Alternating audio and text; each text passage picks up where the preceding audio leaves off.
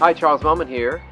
This is our modifications video to our new RangeRunner. We've only had it for 3 or 4 weeks now, and so we've added a few things. And I think most people, when they say modifications, and I've got other modification videos on here, they're not necessarily something that someone built. They tend to be things that people add to their camper. So Susie built a shelf. The only thing that took some time was the sliding bed platform that she made, and then we had custom cushions made. And we're really not going to get detailed about that and give you exact measurements and the type of screw, because what Susie did will probably not apply to you, because we had custom cushions made that are actually each less than a twin size. And so most people tend to put in a full or a queen size in a RangeRunner. So those measurements wouldn't really mean much for you anyway.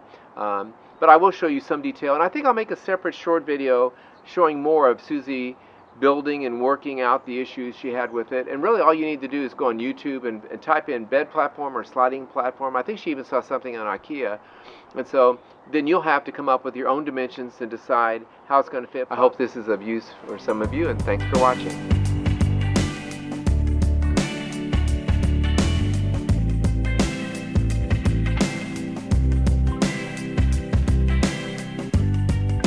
Hi, Charles Moman here. It's December 5th, and it's a beautiful day. We're at Brown County State Park outside of Nashville, Indiana, and it's like 51 degrees. It's beautiful. This is our first night at an actual campground. We did camp in our driveway once with our brand new Runaway RangeRunner. This is the brand new fiberglass composite model. Not a speck of wood in it except for a shelf that Susie put in.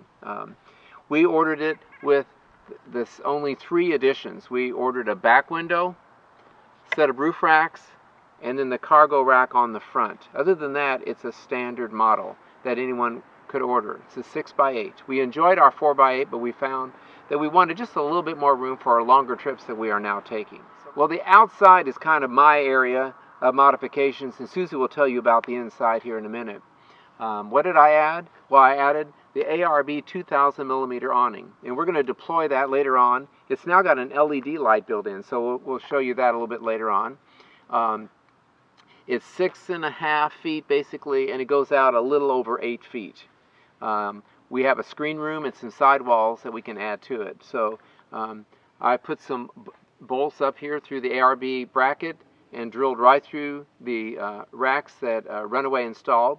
And it's really going to hold. Last time I kind of went overboard and added a bunch of U-bolts, but it doesn't need that. In the front, I had them add the new cargo rack that's much lighter. And I also added 2 cargo boxes. These are Craftsman that I got from Lowe's, and a 35 gallon, I believe, and a smaller 5 gallon. And so I've got the small one to hold our dual fuel Coleman stove, because I want to keep that white gasoline in that stove separate from everything else. Well, I'm very conscious about safety and liability, so something I added on the 4x8, I made even more on this one. I added 20-inch LED lights, 2 across the top and 1 on each side, and they are screwed in with 3/4-inch screws. And then my son-in-law and his father ran this raceway, and it's got adhesive on it, and it's pushed on, and then they're also caulked in, so the wiring goes all the way down and tags into the taillights. They work great. You see them in the daytime, and at night they're awesome.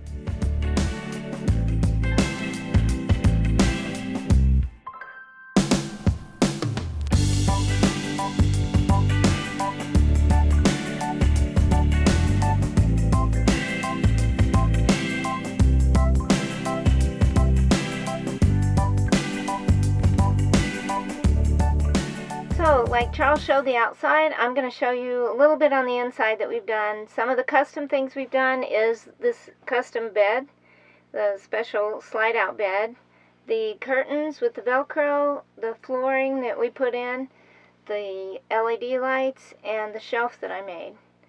So, I'm going to show you a little bit about the curtains that I made. We've got the super duper Velcro, extreme Velcro. And you can either gather the curtains or have them straight across.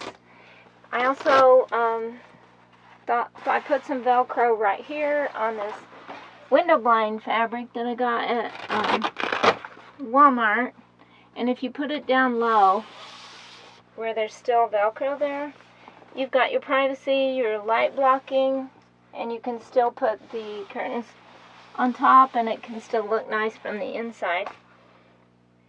The LED lights that we put in have adhesive on the back and they stick really well.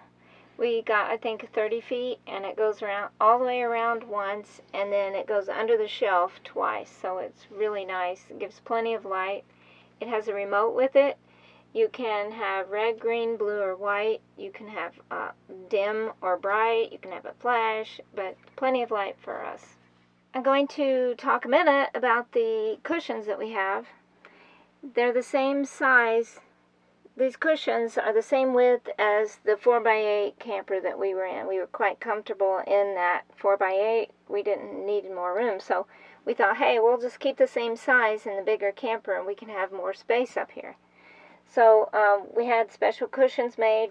They're very firm mattresses. Ours are actually 23 inches each, and I made sheets and pillowcases for them to fit. And the reason I made two was so we can set the bed up as in a couch. Otherwise, the mattress would be fine. But they're easier to move around than one big mattress off. This is how it looks when it's open. And you're like, what is that orange thing? I will show you. It's a string, and it will help you put it together. Okay, so all you do, I will show you, and then I will tell you a little bit about it. You push it together. When it gets back here and it won't go, you gotta lift it up a little bit. That's why you have the magic string. We did the floor in these interlocking foam pieces. You can get them from Walmart or several different places. We did the whole floor. It's a little tricky cutting it out, but no big deal.